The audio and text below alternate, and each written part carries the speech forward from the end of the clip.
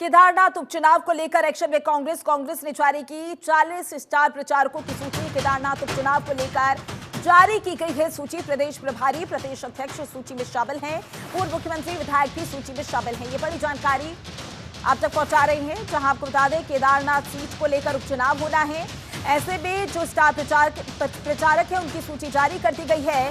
40 star प्रचारक जिनकी सूची जारी की गई है, आपकी टीवी स्क्रीन पर वो लिस्ट आपको दिखा रही है, जिनमें नाम शामिल किए गए हैं। पूर्व मुख्यमंत्री, विधायक भी सूची में शामिल है। केदारनाथ उपचुनाव को लेकर एक्शन में कांग्रेस नजर आ रही है। कांग्रेस केदारनाथ सीट को लेकर बेहद ही संजीदा है। ऐसे में रणनीति भी तैयार करती हुई इतने समय से नजर आ रही थी और देखना होगा इस सीट पर कौन सी पार्टी जीत हासिल करती है। हालांकि कांग्रेस की बात की जाए तो कांग्रेस ने 40 स्टार प्रचारकों की सूची जारी कर दी है, जिसमें पूर्व मुख्यमंत्री का नाम भी शामिल है। ये लिस्ट आपको दिखा रही है। ये 40 स्टार प्रचारकों की लिस्ट है जो कि कांग्रेस के द्वारा जारी की गई है। ऐसे में देखना होगा केदारनाथ उपचुनाव को लेकर क्या नतीजे सामने आते हैं और कौन सी पार्टी यहां इस सीट पर जीत हासिल करती है। बड़ी जानकारी, बड़ी खबर आपकी टीवी स्क्रीन पर। केदारनाथ उपचुनाव को लेकर सूची जारी कर दी गई है। प्रदेश प्रभारी, प्रदेश अध्यक्ष सूची में शामिल है। इसके अलावा अगर बात की जाए तो पूर्व मुख्यमंत्री का नाम भी इसमें शामिल है, विधायक भी सूची में शामिल है। बड़ी जानकारी, बड़ी खबर आपकी टीवी स्क्रीन पर। केदारनाथ उपचुनाव को लेकर जो कांग्रेस है वो एक्शन में नजर आ रही है। इतने समय से भी रणनीति बनाती हुई नजर आ रही थी। वहां पर जो अगर कार्यकर्ताओं की बात की जाए तो कांग्रेस के जो कार्यकर्ता हैं वो बेहद ही उत्साहित नजर आ रहे हैं केदारनाथ सीट को लेकर। ऐसे में देखना होगा इस सीट पर किस पार्टी की जीत होती है। हालांकि बात की जाए तो हर एक पार्टी इस जीत को और इस सीट को जीतने की पूरी कोशिश कर रही है। और इसी पर ज्यादा जानकारी के लिए हमारे संवाददाता हरीश खंडेड़ा हमारे साथ जुड़ गए हैं। हरीश, केदारनाथ सीट को लेकर उपचुनाव होना है, कैसे समीकरण बनते हुए नजर आ रही हैं और कैसी तस्वीरें आप देख पा रहे हैं वहां पर? देखिए माधुरी, केदारनाथ उपचुनाव की अगर बात करें तो केदारनाथ उपचुनाव को लेकर के बीजेपी, कांग्रेस जो दोनों ही मुख्य पार्टियां हैं, राष्ट्रीय पार्टी, उनकी तैयारियां पूरी हो चुकी हैं। लगातार इस समय की अगर बात करें तो इस समय केदार वैली में चुनाव प्रचार पुरजोर तरीके से किया जा रहा है। और जैसे कि अगर हम केदारनाथ चुनाव की अगर बात करें तो बीजेपी, कांग्रेस के जो प्रत्याशी हैं वो अपने अपने पक्ष में वोट की अपील कर रहे हैं। साथ ही साथ जो कांग्रेस की तरफ से अगर बात करें तो कांग्रेस की तरफ से भी कल एक सूची यहाँ पर जारी हुई है, जिसमें 40 लोगों को इसमें स्टार प्रचारक की लिस्ट में रखा गया है। और सभी जो स्टार प्रचारक हैं वो अपने अपने जगह पर जाकर के अपने अपने जो प्रत्याशी हैं उनके पक्ष में वोट की अपील लोगों से कर रहे हैं जी। और वहां के अगर मतदाताओं की बात की जाए तो उनमें कितना उत्साह है इस सीट को लेकर, क्योंकि जाहिर सी बात है उनके पास एक मौका है जिससे वो मनपसंद प्रत्याशी को चुन सकते हैं। ऐसे में किस तरीके का उत्साह वहां के लोगों में देख पा रहे हैं आप? देखिए, जाहिर सी बात है क्योंकि पहले सीट भाजपा के कब्जे में रही है और उसके बाद जो शैला रानी रावत है, उनके निधन के बाद ये सीट खाली हुई थी और अब इससे उपचुनाव होने जा रहा है। उपचुनाव को लेकर के जो तैयारियां हैं वो पूरी हो रही हैं। लगातार कल की अगर बात करें तो कल से ही जो प्रत्याशी हैं, चाहे वो भाजपा के प्रत्याशी हों चाहे वो कांग्रेस के प्रत्याशी हों, दोनों ही पूजा पाठ करके मंदिर में दर्शन करके कि मनोज रावत जो कांग्रेस के प्रत्याशी हैं उन्होंने केदारनाथ में पूजा अर्चना के बाद अपना चुनाव प्रचार शुरू किया है। दूसरी तरफ ऊखीमठ में जो भाजपा के प्रत्याशी हैं आसन होतियाल, उन्होंने वहां पर वे दर्शन करके अपना चुनाव प्रचार शुरू कर दिया है। पुरजोर तरीके से चुनाव प्रचार यहाँ पर किया जा रहा है। और बीजेपी ने पहले ही अपने जो स्टार प्रचारक हैं उनकी सूची जारी की थी। इस बार की अगर बात करें तो कल देर शाम तक यहाँ पर एक कांग्रेस की तरफ से एक लिस्ट जारी हुई है स्टार प्रचारकों की। इसमें कई बड़े नेताओं के नाम रखे गए हैं, चाहे वो हरीश रावत हों, प्रतम सिंह हों, गणेश कोडियाल हों, यशपाल आर्य हों, हरत सिंह रावत हों, सभी जो बड़े नेता हैं उनका नाम इसमें रखा गया है। करण महाराज जो प्रदेश अध्यक्ष हैं वो लगातार चुनाव मैदान में बने हुए हैं और अपने प्रत्याशी यानी कि मनोज रावत के पक्ष में वोट की अपील लोगों से कर रहे हैं। मतदाताओं की अगर बात की जाए तो मतदाताओं में क्योंकि इस सीट को लेकर इस समय कड़ा मुकाबला देखने को मिल रहा है। इससे पहले आपने देखा कि 2 उपचुनाव जो उत्तराखंड में हुए थे, चाहे वो बद्रीनाथ सीट पे हो, चाहे वो मंगलौर सीट पे हो, तो वहां पर भाजपा को कड़ी हार देखने को मिली थी। लेकिन इस बार पूरी जो संगठन की तरफ से पूरा जोर यहाँ पर लगाया जा रहा है केदारनाथ चुनाव को लेकर के। केदारनाथ का उपचुनाव है वो वापस भाजपा की झोली में आए, इसको लेकर के लगातार यहाँ पर जो भाजपा क्योंकि है हरीश, वो बीजेपी ने पहले ही स्टार प्रचारकों की लिस्ट जारी कर दी थी, कांग्रेस ने भी जारी कर दी है, 40 नाम उसमें शामिल किए हैं। वो कौन कौन से महत्वपूर्ण नाम है जो कि इस लिस्ट में शामिल किए गए हैं और चुनाव में इनके प्रचार का कितना असर देखने को मिल सकता है? देखिए, बीजेपी की अगर बात की जाए तो यहाँ पर बीजेपी की तरफ से महेंद्र भट्ट का नाम है, जो प्रभारी हैं दुष्यंत कुमार गौतम उनका नाम है, रेखा जो सह प्रभारी हैं उनका नाम यहाँ पर लिस्ट में रखा गया है, मुख्यमंत्री पुष्कर सिंह धामी को भी लिस्ट में शामिल किया गया है और जो चाहे वो 5 सांसद हों उनका भी नाम इसमें रखा गया है। तो जाहिर सी बात है तमाम जो विधायक हैं, तमाम जो मंत्री हैं, सभी का नाम इसमें शामिल है। उधर अगर हम कांग्रेस की अगर बात करें तो कांग्रेस ने भी एक लिस्ट जारी की है जिसमें हरीश रावत से लेकर के और जो प्रभारी हैं शैलजा कुमारी उनका भी नाम इस लिस्ट में शामिल किया गया है। साथ ही साथ करण महरा और जो गणेश गोदियाल हैं, प्रीतम सिंह हैं, हरक सिंह रावत हैं, सभी का नाम इस लिस्ट में शामिल किया गया है। तो अब ये मुकाबला बहुत कड़ा आमने सामने का होने जा रहा है और जिसमें कि बीजेपी और कांग्रेस के जो बड़े नेता हैं वो लगातार चुनाव मैदान में हैं और अपने अपने जो प्रत्याशी उनके लिए वोट की अपील लोगों से कर रहे हैं। जी बिल्कुल, देखना होगा हरीश आने वाले समय में ये जो चुनाव होने वाला है, यानी कि उपचुनाव होने वाला है केदारनाथ सीट को लेकर, वो कितना दिलचस्प होगा। आगे की जानकारी के लिए हमारे साथ बने रहिएगा। आगे बढ़ेंगे जहां चारधाम यात्रा के समापन की जो तैयारियां हैं वो शुरू हो गई हैं। आज से बंद होंगे गंगोत्री धाम के कपाट। आज दोपहर 12:14 पर बंद होंगे कपाट। गंगोत्री धाम में सुबह से चल रही है पूजा, बड़ी संख्या में धाम पहुंचे हुए हैं श्रद्धालु। बड़ी जानकारी आप तक पहुंचा रही है जहां चारधाम को लेकर जो कपाट है उन्हें बंद करने की जो तैयारियां हैं वो चल रही हैं। आज दोपहर 12:14 पर कपाट बंद होंगे। पूजा पाठ सुबह से ही शुरू हो गया है। गंगोत्री धाम में बात की जाए तो सुबह से ही पूजा चल रही है। बड़ी संख्या में जो श्रद्धालु हैं वो भी पहुंचते हुए नजर आए। और इसी पर ज्यादा जानकारी के लिए हमारे से बताता हरीश खंडेड़ा हमारे साथ लगातार बने हुए हैं। हरीश, क्योंकि देखिए चारधाम यात्रा की बात की जाए तो बड़ी संख्या में श्रद्धालु पहुंचे थे, अब वक्त आ गया है कपाट बंद होने का, क्या ज्यादा जानकारी? देखिए माधुरी, आज की अगर बात की जाए तो आज गंगोत्री धाम के कपाट बंद होने की जो प्रक्रिया है वो सुबह से ही सुबह लगभग 5 बजे से पूजा अर्चना मंदिर परिसर में शुरू हो चुकी है। गंगोत्री धाम के आज कपाट बंद होने हैं। शुभ मुहूर्त पर ये कपाट बंद किए जाने हैं। ठीक 12:14 तक कपाट श्रद्धालुओं के लिए, आम श्रद्धालुओं के लिए बंद कर दिए जाएंगे। और क्योंकि आज दोपहर में जो शुभ मुहूर्त निकला है उसमें आज कपाट बंद होना है, तो कपाट बंद होने की जो प्रक्रिया है वो शुरू हो गई है। अब से कुछ देर पहले यानी कि ठीक 10 बजे जो गंगा मैया का जो मुकुट है वो उतारा गया है और उसके बाद यहाँ पर अभिषेक किया जाएगा, महाअभिषेक किया जाएगा गंगा मैया का और ये मूर्ति जो होती है उसे यहाँ पर रखा जाएगा। साथ ही साथ अब जो आगे के जो दर्शन होंगे यानी कि जो 6 महीने जो शीतकाल के लिए जो दर्शन होंगे वो मुकवा में किए जाएंगे। तो इसी को लेकर के आज बड़ी संख्या में जो आसपास के लोग हैं वो गंगोत्री धाम में पहुंचे हुए हैं। यहाँ पर अंतिम दर्शन होते हैं मैया के, वो करने पहुंचे हैं। तो जाहिर सी बात है बहुत ज्यादा उत्साह है, क्योंकि सबसे बड़ी बात है माधुरी, क्योंकि इस क्षेत्र के लोग मां गंगा को अपनी कुल देवी मानते हैं, कुलस्थित मानते हैं और अपने ध्यान मानते हैं। ध्यान का मतलब होता है कि उसे गंगा मैया को अपनी बेटी का रूप उसे मानते हैं। तो जाहिर सी बात है कि बहुत उत्साह भी लोगों के अंदर होता है, क्योंकि अब उनके मायके में गंगा मैया जाएगी। तो ऐसे में सभी जो श्रद्धालु हैं, स्थानीय लोग हैं, उनके बड़े उत्साह के साथ आज वो उनका वेलकम करते हैं, स्वागत करते हैं।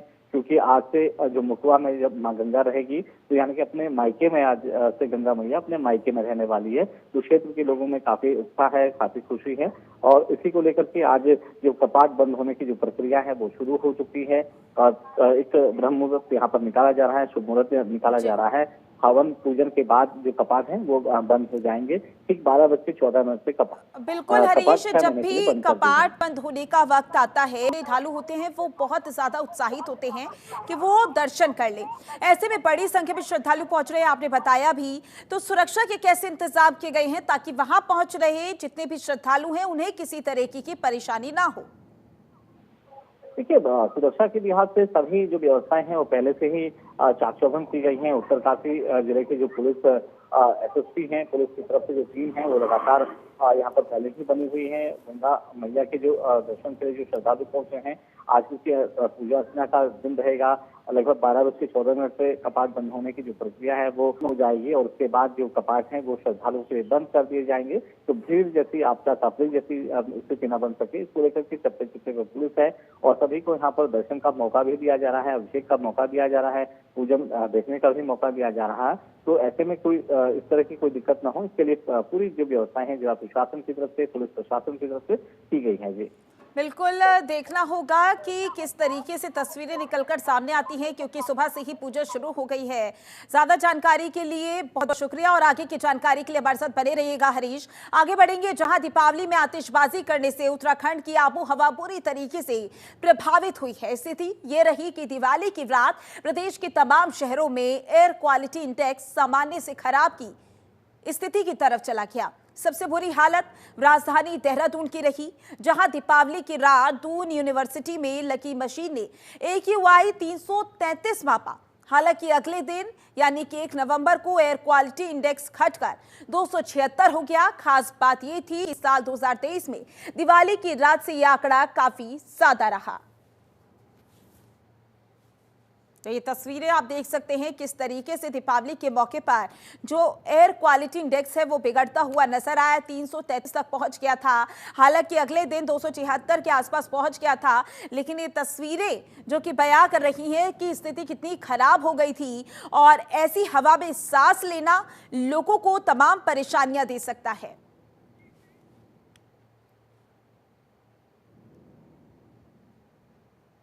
तो वहीं किसानों को पशु और मुर्गियों की बिक्री को बेहतर तरह से उपलब्ध कराने के लिए पशुपालन विभाग ने ITBP के साथ विशेष MOU साइन किया है।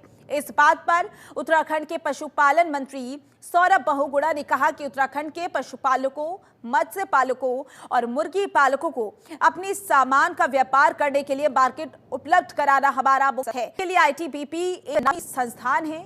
साथ ही उन्होंने कहा कि प्रधानमंत्री मोदी का लक्ष्य है कि पशुपालकों और दुग्ध पालकों की आय 2 गुनी हो। उसके लिए कदम कारगर। ये पर्वतीय क्षेत्रों में कुल 200 करोड़ रुपए का व्यापार उपलब्ध कराएगा।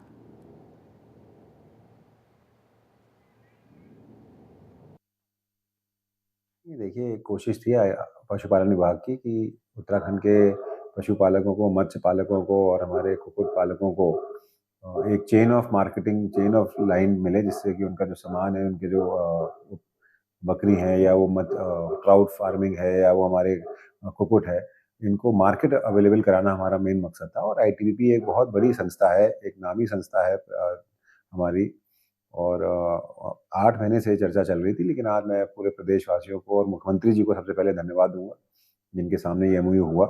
केंद्रीय मंत्री, गृह मंत्री अमित शाह जी को और प्रधानमंत्री जी का जो सपना है कि पशुपालकों की, अपने दुग्ध पालकों की, मत्स्य पालकों की आय दुगनी करनी है। आज एक MOU पशुपालन विभाग के सचिव महोदय और ITBP के IG साहब के मध्य माननीय मुख्यमंत्री जी उत्तराखंड और माननीय पशुपालन मंत्री जी उत्तराखंड सरकार की उपस्थिति में किया गया है। इससे हमारे जो सीमांत क्षेत्र हैं, जो हमारे वाइब्रेंट विलेजेस हैं, वहाँ के जो पशुपालक हैं और जो भेड़ बकरी का व्यवसाय कर रहे हैं, पालन का व्यवसाय कर रहे हैं, उन लोग मार्केट अवेलेबल हुआ है। इस MOU से यह है कि जहाँ ITBP अपने जवानों के लिए मांस उत्पादन के लिए बकरी, भेड़ या चिक की सप्लाई मांगेगी, तो वो एक हमें ऑर्डर करेंगे 7 दिन पहले, और हम वहाँ के लोकल जो लोग पाल रहे हैं उनसे उस उत्पाद को उपलब्ध कराएंगे। आज एक MOU।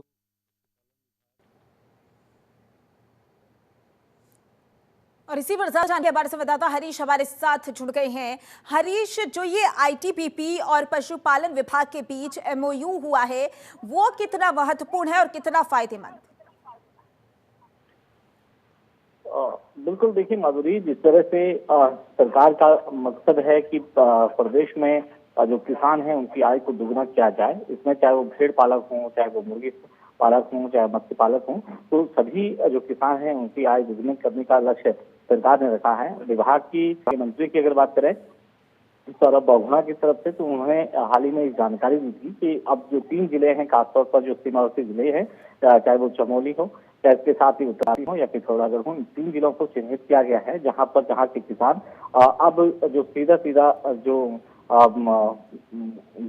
एमओयू है वो उनसे आईटीबीपी के साथ हुआ है, इस बात को लेकर के कि चाहे जो भी बकरी है या फिर मुर्गी पालन का जो है, तो वो भी सीधे सीधे जो चीजें हैं वो उनसे जुड़ सकें और जहां पर जो किसानों को सीधा सीधा इसका लाभ मिल सके, ताकि उनकी जो आय है वो दुगनी हो सके। इस तरफ लगातार विभाग काम भी कर रहा है, क्योंकि दिखाया जाता है ज्यादातर कि जो आईटीबीपी में जो लोग जो जवान होते हैं उनके पास जो यहाँ पर जो भोज्य जो खाद्य पदार्थ मिलता है वो अन्य जगहों से यहाँ पर सप्लाई किया जाता है। लेकिन इस बार मंत्री हैं विभाग के, उन्होंने ये रखा है कि जो लोकल लोग होंगे यानी कि जो स्थानीय लोग होंगे या जो आसपास के जो जिले होंगे उनसे ही यहाँ पर जो है बकरी और मछली हो या फिर जो मुर्गी है वो उनसे खरीदी जाएगी, ताकि इन लोगों की जो किसान की जो आय है वो दुगनी हो सके, वो उसमें बढ़ोतरी जा सके। इस तरफ एक एमओयू साइन हुआ है आईटीबीपी के साथ, और जाहिर सी बात है क्योंकि 3 मुख्य जिले हैं जहाँ पर आईटीबीपी रहती है, जो बॉर्डर एरिया है वहाँ पर, तो इस तरफ से उन लोगों को या उन किसानों को सीधा सीधा लाभ देने की कोशिश सरकार की तरफ से की जा रही है, विभाग की तरफ से। हरीश, जब भी इस तरीके का एमओयू साइन होता है तो ना केवल एक पर्टिकुलर विभाग के लिए बल्कि पूरे प्रदेश के विकास के लिए बेहद ही महत्वपूर्ण हो जाता है। ऐसे में बात की जाए तो ये एमओयू प्रदेश के विकास के लिए कितना महत्वपूर्ण साबित होगा, क्योंकि इसी तरह चीजें होती हैं वो अर्थव्यवस्था पर बहुत असर डालती हैं। बिल्कुल आपने सही कहा कि एक बड़ी मजबूती यहाँ पर अर्थव्यवस्था को मिलेगी, क्योंकि जैसे मैंने बताया कि अन्य जगहों से सप्लाई यहाँ पर जो मीट है, जो मछली है, जो मुर्गी है, वो बाहर से सप्लाई की जाती थी। अब ये बाहर से नहीं बल्कि उसी लोकल जो जिला होगा, जो अंदरूनी जिला होगा, वहीं से इसे सप्लाई किया जाएगा। आईटीबीपी के साथ इस बात को लेकर के एमओयू हुआ है। बड़ी बात है कि सरकार ने इसमें लगभग 2 करोड़ रुपए की जो राशि है वो विभाग को दे दी है, ताकि उनका जो पेमेंट है वो पहले से हो जाए, यानी कि किसानों को किसी तरह का वेट न करना पड़े, किसी तरह का इंतजार न करना पड़े और उनके खाते में तुरंत ही पैसा उस समय मिल जाए।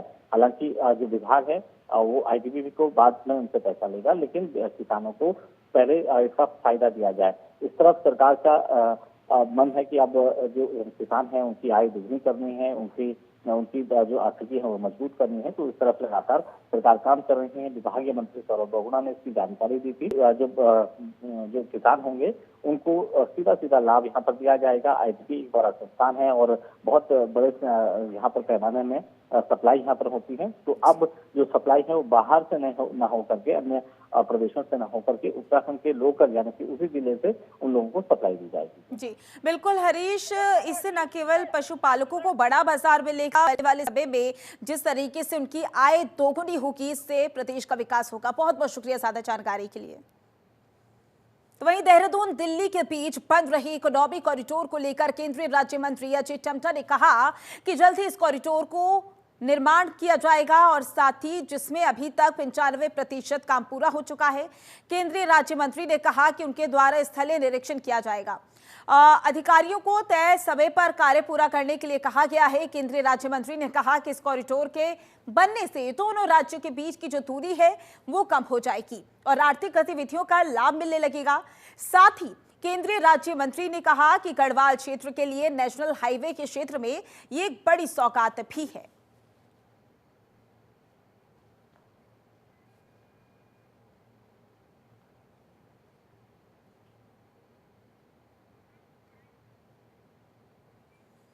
वहीं केदारनाथ चुनाव को लेकर कांग्रेस पार्टी ने भले ही गुटबाजी देखने को मिल रही हो, लेकिन पार्टी के नेता all is all is well की बात कर रही हैं। कांग्रेस की मुख्य प्रवक्ता गरिमा दसौनी की माने तो पार्टी के सभी नेता केदारनाथ उपचुनाव में जीत हासिल करना चाहते हैं। उसके लिए केदारनाथ विधानसभा क्षेत्र में चुनाव प्रचार कर रही हैं। और कांग्रेस नेता ने कहा कि बीजेपी की सरकार में केदारनाथ के लोगों ने विकास न होने का दंश झेला है। कांग्रेस इन्हीं सब मुद्दों को लेकर चुनाव मैदान में उतरी है।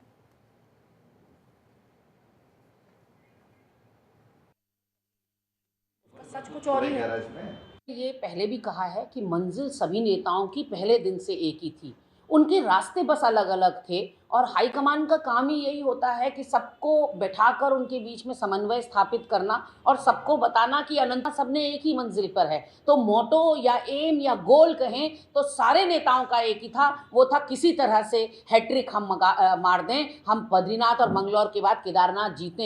एक भी मेरा नेता ये नहीं चाहता था कि केदारनाथ में कुछ भी उठापटक हो। तो कहीं ना कहीं मतभेद होते ही होते हैं जब बड़ी पार्टियां होती हैं, डिफरेंस ऑफ ओपिनियन होते हैं। उन डिफरेंस ऑफ ओपिनियन से के बीच से एक रास्ता निकले और सब एक सहमति पर कायम हो, वो खूबसूरती है लोकतंत्र की। ये पहले भी कहा है कि मंजिल सभी नेताओं की पहले दिन से एक ही थी, उनके रास्ते बस अलग अलग थे और हाईकमान का काम ही यही होता है कि सबको बैठाकर उनके बीच में समन्वय स्थापित करना और सबको बताना कि अनंतो गत्वा जाना सबने एक ही मंजिल पर है। तो मोटो या एम या गोल कहें तो सारे नेताओं का ही था, वो था किसी तरह से। तो वहीं केदारनाथ विधानसभा उपचुनाव के लिए लगातार यात्रा में हुए मिसमैनेजमेंट को भी विपक्षी तक मुद्दा बना रही हैं। विपक्ष के इन हमलों को कम करने के लिए बीजेपी ने भी पलटवार करना शुरू कर दिया है। बीजेपी के वरिष्ठ नेता मंत्री डॉक्टर देवेंद्र मशीन ने कहा कि यात्रा शुरू होने के दौरान कुछ चीजों में रजिस्ट्रेशन को लेकर दिक्कत सामने आई थी, लेकिन निर्देशन पर अधिकारियों ने बेहतर काम किया, जिससे यात्रा का सफल संचालन रहा। बीजेपी नेता की आपदा के दौरान परेशानी आई था, आपदाएं जरूर बनी है, लेकिन सीएम धामी के कुशल नेतृत्व में यात्रा ने रिकॉर्ड बनाया है। आपने देखा होगा कि प्रारंभिक दौर में तो भीड़ इतनी अधिक आ रही थी, यात्रियों की संख्या इतनी अधिक थी कि उसको मैनेज करना मुश्किल हो रहा था, लंबे लंबे जाम लग रहे थे। इसीलिए बार बार जो कहा जाता था कि हम सीमा के अंदर आए और अपना पंजीकरण करके आए, और जैसी स्थितियां सामान्य हुई हैं तो तत्काल जो है उसको बढ़ाया गया पंजीकरण को भी। तो ऐसा नहीं है कि प्रारंभिक तौर पर रोका गया, लेकिन बाद में जो आपदा के कारण जो सामने आई है उससे थोड़ा अंतर पड़ा, क्योंकि एक मनोवैज्ञानिक प्रभाव सब पर रहता है। तो वहीं केंद्र सरकार राष्ट्रीय स्वच्छ गंगा मिशन के तहत हरिद्वार में एक बड़ा आयोजन करने जा रही है। 4 नवंबर को हरिद्वार के चंडी घाट पर गंगा महोत्सव में कई तरह के कार्यक्रम आयोजित किए जाएंगे। एनएमसीजी हर वर्ष इस कार्यक्रम का आयोजन गंगा नदी को राष्ट्रीय नदी घोषित किए जाने की वर्षगांठ के उपलक्ष्य में करता है। इस उत्सव का मुख्य उद्देश्य गंगा नदी के संरक्षण को बढ़ावा देना, इसकी सांस्कृतिक और स्वच्छता के प्रति जन जागरूकता बढ़ाना। ये कार्यक्रम का 8वां संस्करण होगा। पहली बार ये नदी के 47 में जिला गंगा समितियों द्वारा भी मनाया जाएगा।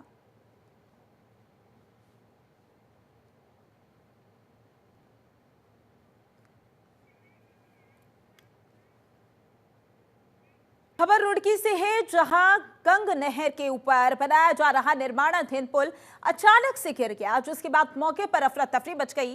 गनीमत रही कि इस हादसे के दौरान कोई मजदूर पुल के ऊपर कार्य नहीं कर रहा था, इसलिए हादसे में किसी जान माल का नुकसान नहीं हुआ। वहीं लोक निर्माण विभाग के अधिशासी अभियंता विपुल सैनी ने बताया कि पुल को कोई नुकसान नहीं हुआ है। गंग नहर में छोड़े गए पानी के तेज बहाव के कारण एक तार खुलने की वजह से पुल नीचे गिरा है। उन्होंने कहा कि अन्य कोई जनहानि नहीं हुई है।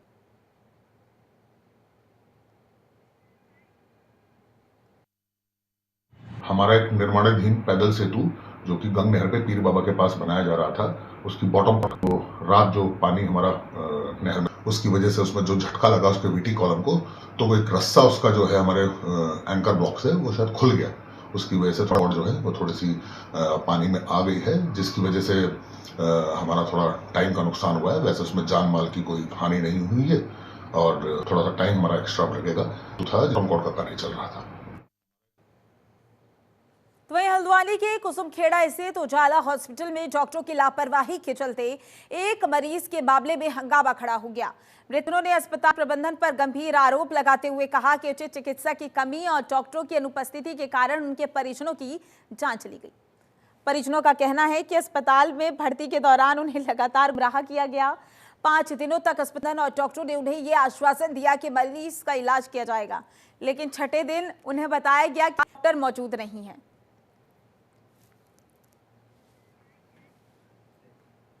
तो उनके पास चेस्ट का डॉक्टर नहीं था, तो उन्होंने हमको नहीं बताया कि हमारे पास चेस्ट का डॉक्टर, हमारे पास परमानेंट डॉक्टर यहाँ पे है। ठीक है, उन्होंने कहा हम बाहर से बुलाते हैं। ठीक है, अब उस वक्त तो उसको चेस्ट की दिक्कत हुई, उसको सांस लेने में दिक्कत हुई। कितने दिन से आप लोग वहाँ पे थे? हम लोग देखिए, मैं तो ड्यूटी में था। ठीक है, मैं ड्यूटी से आता था, देखता था उसको। ठीक है, तो जो भी था देखता था। घर में उनका, मैं मेरे मामा का लड़का है। ठीक है, तो उसमें ये थी अगर आपके पास चेस्ट का फिजिशियन नहीं था, चेस्ट का डॉक्टर नहीं था, आपने बताना चाहिए था। हम जो लड़का मरा है ये मेरा छोटा भाई है, चचेरा।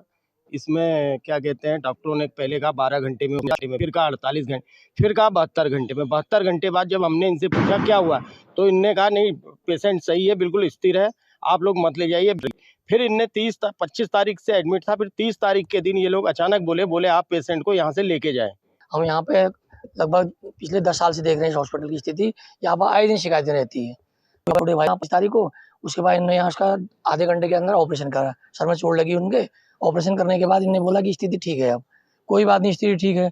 तो वहाँ पर हमारे अपने 3 दिन बाद उसकी स्थिति आई कि उसके लंग्स में दिक्कत बताने, फिर कभी कहने लगा हार्ट में दिक्कत है, कभी किडनी में दिक्कत बताने लगे। हमने कहा ठीक है, इलाज करिए आप। तो उसके बाद क्या हुआ, इलाज करने के बाद उन्होंने कहा ठीक है, हम इलाज कर रहे हैं, सही कर। और हम कुछ होती नहीं इस मामले में।